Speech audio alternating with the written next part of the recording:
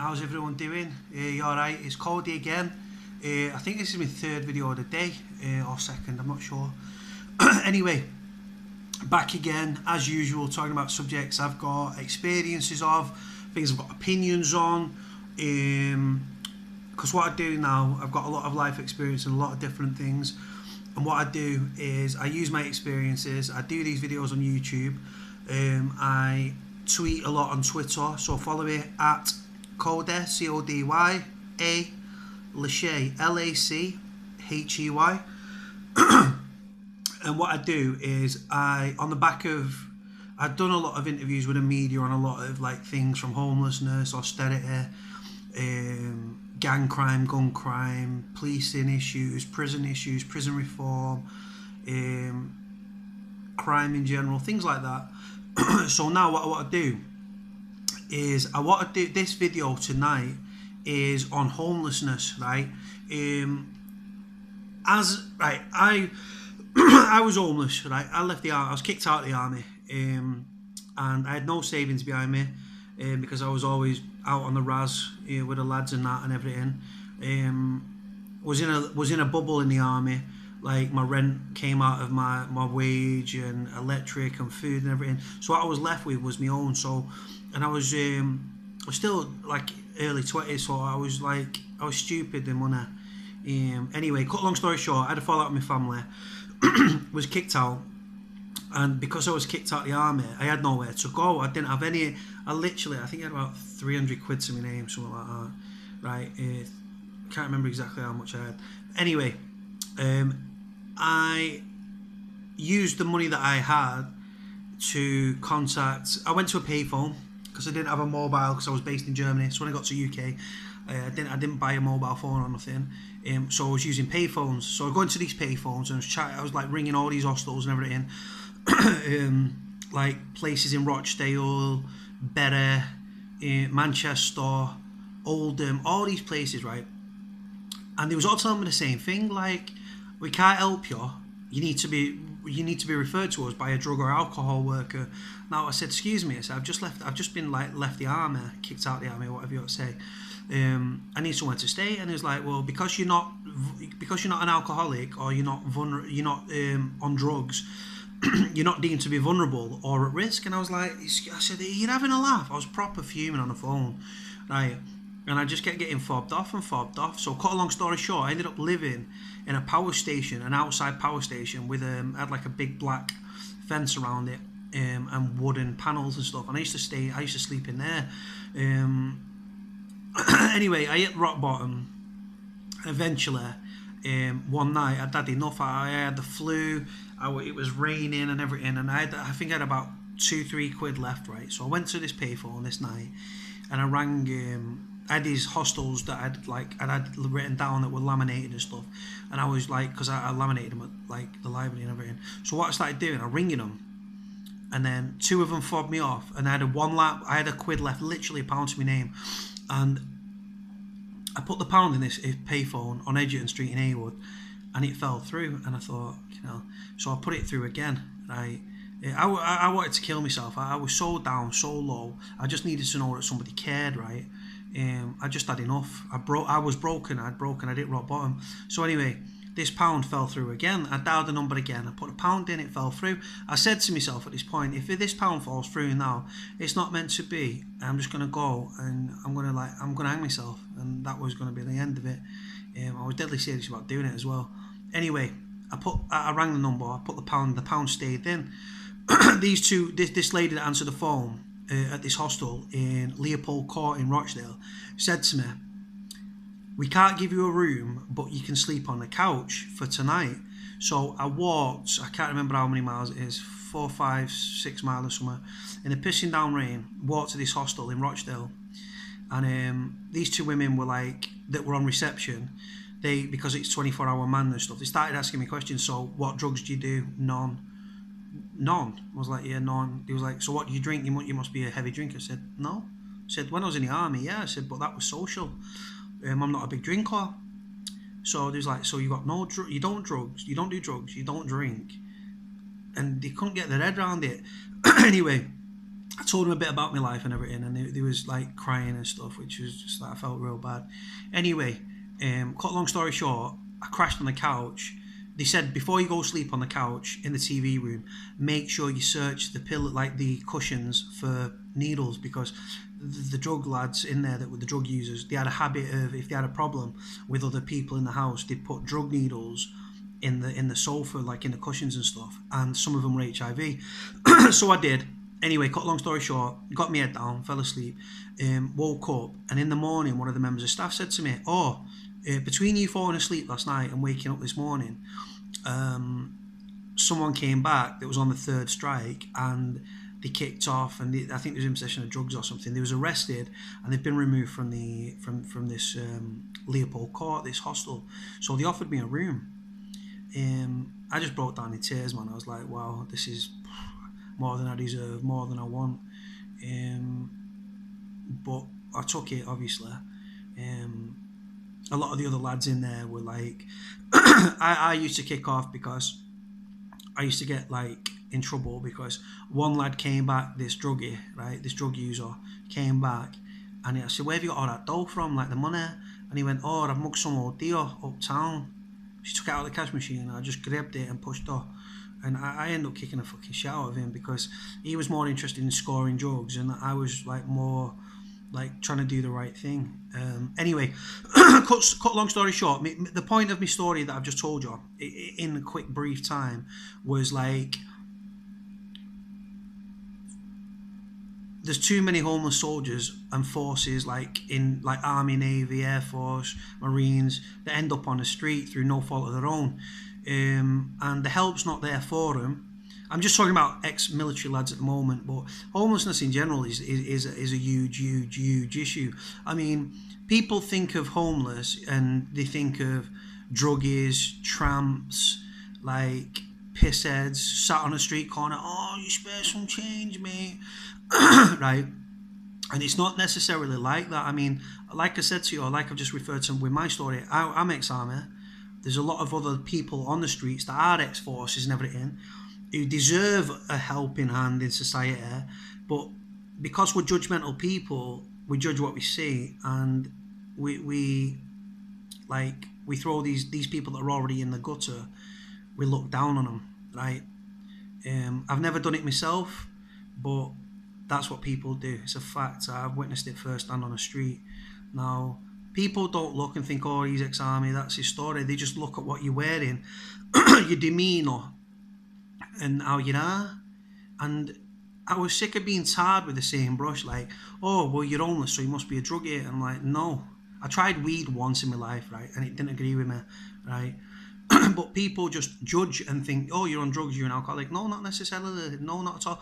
And a lot of these lads that have turned to drugs and alcohol, right, it's not a want or a need. It's just to get them through the day. It takes them away from reality. For that couple of hours, that hour, that 10 minutes, that 20 minutes, that hour, that 2 hours, it just take that high, and that alcohol takes them out of the situation they're currently in. It doesn't help because alcohol is a natural depressant, and your issues are still there. It's like sticking your head in the sand. When you pull your head out the sand, the problems are still there. You're in exactly the same position, but people use it as a release.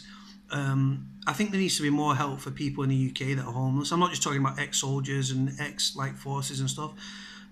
In general, 21st century Britain, we're a rich nation, we're very developed, but yet people are still living on the streets. People are foraging through bins, through supermarket bins, back of Iceland, things like that, breaking in, to the shoplifting, to feed themselves, because all these hostels and stuff like that, most of them, 90% of them, most of them, are not funded by the government. No.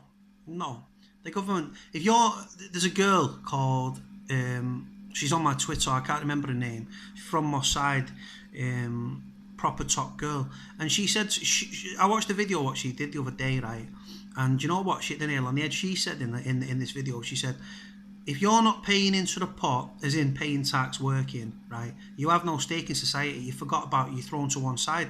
And you know what, right, I absolutely agree with her 100%. She's absolutely right in what she said. when I was in the army, right, to the government, I was a military number, right, and I was also just a national insurance number, right. When I became homeless, I was nothing. I was just thrown to one side, and then I become a statistic, right, and that's a fact. Now, all these soup kitchens and like all these like good places, these soup kitchens across Manchester that set up, and you can go and like they set up a table and there's like hot soup and bread rolls and sandwiches and things like that. These people, honest to God, they're like modern day Mother Teresa's, and they deserve, honestly, God bless them all. Um, but it's not the government that are doing it. It's people that have got a kind heart and a good, warm, nice people. And it doesn't matter what religion they are. I've seen Hindus do it, Sikhs, I've seen Muslims do it to an extent, but Muslims mainly for their own people, Christians, Roman Catholics, all these people, good people that do these things for people. But do the government, these rich millionaire MPs that have got 2, 3 houses and 2, 3 cars in the drive and holiday homes abroad, do they help? No, they don't give a shit. So we're disposable. That's what I'm saying to you. Like, no one's indisposable. Like, we come along and like we're always just a number. We're a statistic. We're national insurance contributors. We're crime figures. We are in poverty figures. We're just statistics a lot of the time. We don't care. The only person that has a say in society is the rich man. Right? And if you ain't rich, you don't get a say. And that's just a sad way. Now, like, I've become disillusioned, right, with the way that the UK is. Like, I've seen it firsthand, so I have got a hate for the government because of the way I was treated. They didn't help me. Do you know what? The table that I'm sat at now, and the flat that I'm currently in, the property that I'm in, was actually, it wasn't. I was homeless, right? It was an army charity, right, called SAFA, right, that got me into this flat. True story. I've got the paperwork to prove it. If it wasn't for SAFA, truth is, I'd be dead. Be dead. No government, no nothing. Just, I'd be dead. I was at the bottom of the rung of the ladder, man. I was in the gutter, but I was looking at the stars. You know how it is. And do you know what the weird thing is? Since that moment, like, I've lived such a crazy life and everything. I've got so many life experiences and stuff, and it's made me a better person. And you know what? Still today, I might not have much, but you know what, right? My heart's golden. I'd do anything for anybody. Do you know what? The people with the most in society, right, are the least giving. They're consumed by greed. The people with nothing in society, right, are the most giving. I watched a video on YouTube, you know, just last night, yeah. He was in America, and I can't remember, Josh Palmer Lin or some like, I think he's like Japanese, Chinese kid that lives in America, right?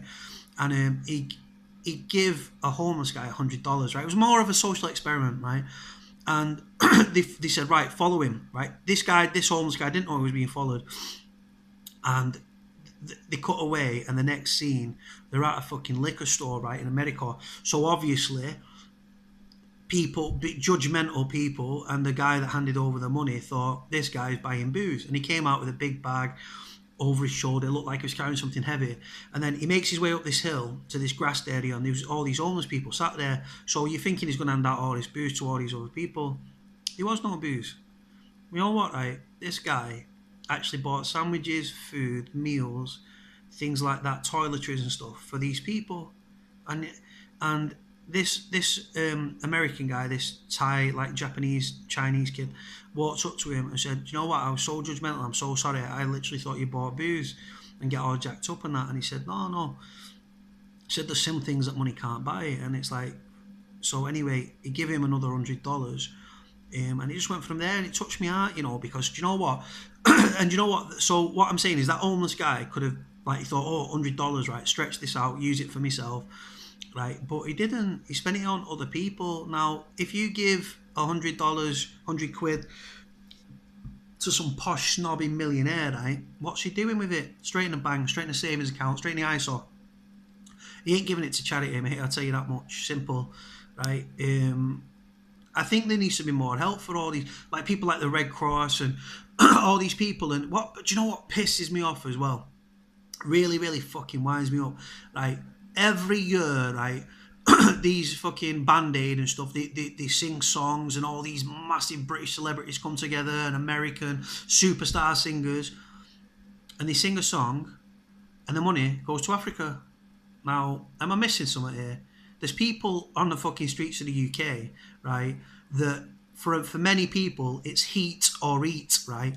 Like some people that have like they're not homeless but they've got in places, right? Like the old folks, for example, it's literally heat as in, oh, I'll have the heating on for an hour or two, or I'll eat a hot meal, because you can't have both, you hear me? And all these American singers and British singers that are sending money to Africa year after year, and then UNICEF. And do you know what pisses me off as well, right? When they do like this foreign aid and stuff, right? They say the British government pipe up and go, oh, what we'll do for every pound you spend and donate, we'll donate a pound. So in other words, what you people do tonight will match, right? And they always come in at like 5-6 million, right? These fucking things, 10 million, 15 million, right? Now, do you know how disheartening that is? As a former British Army soldier, speaking for homeless people, right, that have had jobs, not had jobs, been in the forces, not been in the forces, but have paid tax and paid into the pot, right, to see the British government giving away foreign money, foreign aid, like charity money to foreign people, when you've got people on the streets of the UK that were born here, were raised here, right, have paid tax to the British system, right, and yet big fat fuck off, not happening. Like proper winds me up. Honest to God, you don't know how much it infuriates me. Now, honest to God, we should be getting on the blower to Africa saying, listen, oh, you got some fucking good rock bands over there and pop bands, because it's time to give back to the people of the fucking United Kingdom, right? People are homeless, people are struggling, right? And people and the people that have got places are living in poverty, man, abject poverty, fucking austerity. Like literally the gaps between the rich, the haves and have-nots, right? The rich and the poor are getting bigger year on year on year, right? Fucking minimum wage creeps up, fucking living expenses go up X amount, right? And honest to God, it winds me up more than anything you'll ever know, people. Really fucking pisses me off. But back to the homelessness, right? There needs to be more done. Honest to God, like there's abandoned buildings that people could literally like say, right, go in there, we'll put the hot water on, we'll put some lecky on, bam, jobs are good, right? And it gives these people, like, help these people.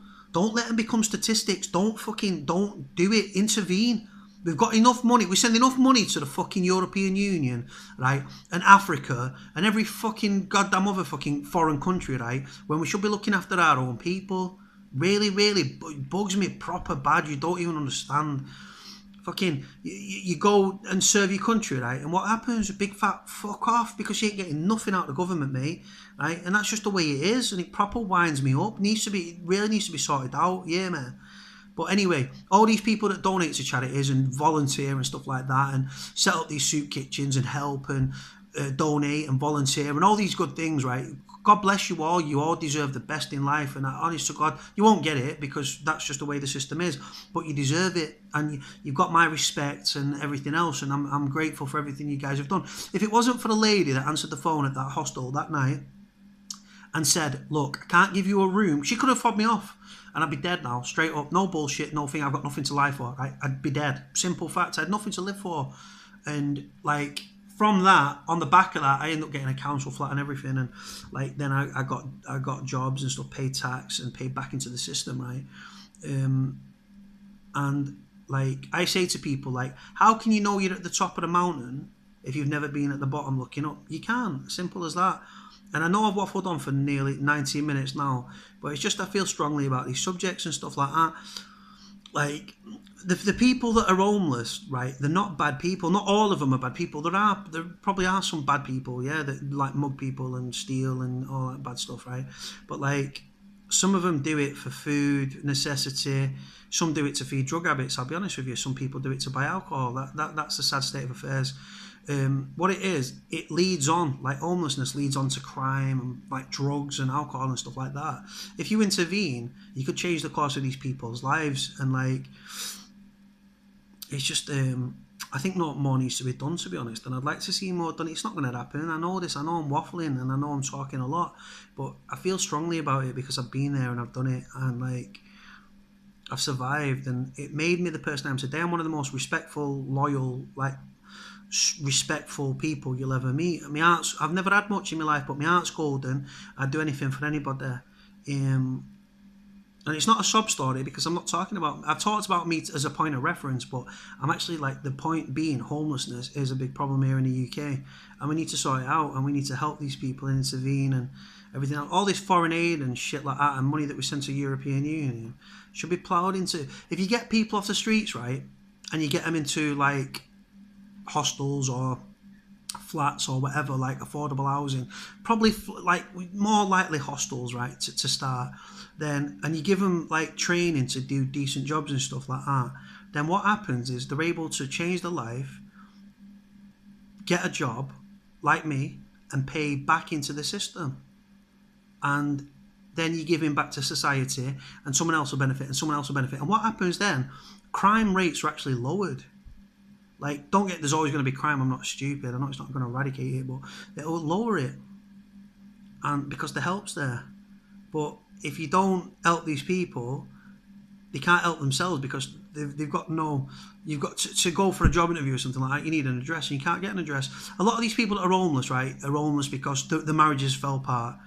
They lost a job. They fell on hard times. They fucking debt. Like, the mother, they was living with a partner. The partner died. They couldn't afford the bills. The house gets repossessed. Bam, you're on the street. Simple. Little things like that. Not all not all homeless people are drug users and alcoholics and everything else. They're really not. And I'm just trying to raise awareness, to be honest, and like talk about it passionately, which hopefully I've done, because it's something I feel strongly about. Anyway, I'm going to stop waffling, guys. Follow me at Twitter, at Code A Lachey. Leave your comments below, subscribe, follow me on Twitter, all them good things. Right, guys, thank you for your time. Take care, and I'll speak to you all soon. Stay safe. God bless. Goodbye.